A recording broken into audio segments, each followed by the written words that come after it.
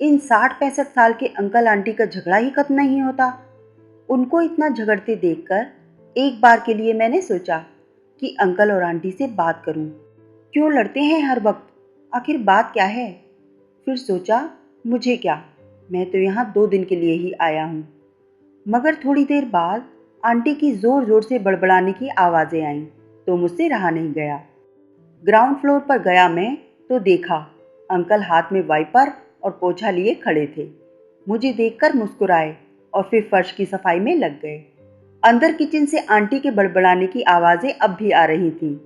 कितनी बार मना किया है, फर्श की धुलाई मत करो, पर नहीं मानता बुढ़ा।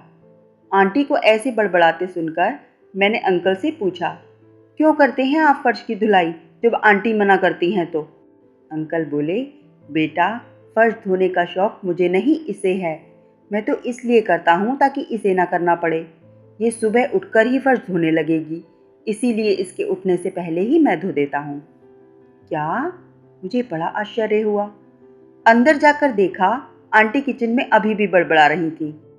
अब इस उम्र में बुढ़ऊ की हड्डी पसली को कुछ हो गया तो क्या होगा? मुझसे नहीं होगी तीमारदारी। आंटी झुंझला रही थी। पराठे बनाकर आंटी सिलबट्टे से चटनी पीसने लगी। मैंने पूछा, आंटी मिक्सी है तो फिर? आंटी बोली, तेरे अंकल को बड़ी पसंद है सिलबट्टे की पिसी चटनी, बड़े शौक से खाते हैं।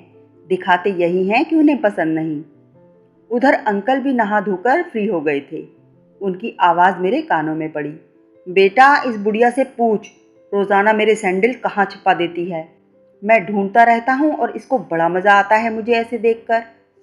मैंने आंटी को देखा, वो कप में चाय उड़ेलते हुए मुस्कुराई और बोली, हाँ, मैं ही छिपाती हूँ सैंडल, ताकि सर्दी में ये जूते पहनकर ही बाहर जाएं।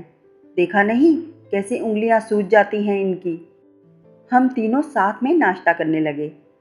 इस नोक झोंक के पीछे छिपे प्यार को देखकर मुझे बड़ा अच्छा लग रहा था। नाश्ते के दौरान भी बहस चली दोनों की। अंकल बोले, थैला दे दो मुझे, सब्जी ले आऊं। नहीं, कोई ज़रूरत नहीं है थैला भर भर कर सड़ी गली सब्जी लाने की। आंटी गुस्से से बोली। अब क्या हुआ आंटी? मैंने आंटी की ओर सवालिया नज़रों से देखा और उनके पीछे पीछे किचन में आ गया।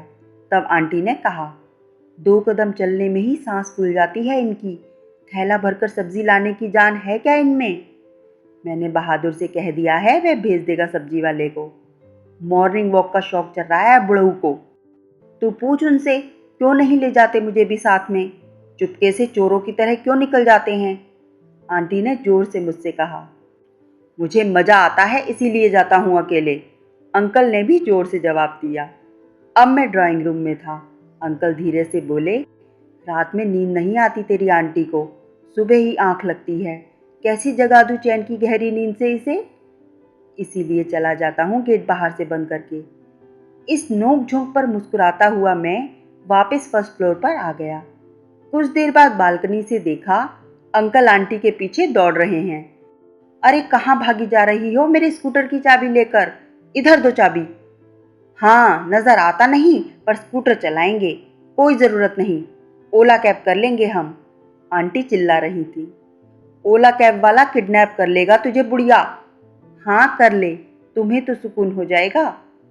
अंकल और आंटी की ये बेहिसाब नोकझोंक तो कभी खत्म नहीं होने वाली थी। मगर मैंने आज समझा था कि इस तकरार के पीछे छिपी थी इनकी एक दूसरे के लिए बेशुमार मोहब्बत और फिक्र। मैंने आज समझा था कि प्यार वो नहीं जो कोई कर रहा है, प्यार वो है जो कोई निभा रहा है।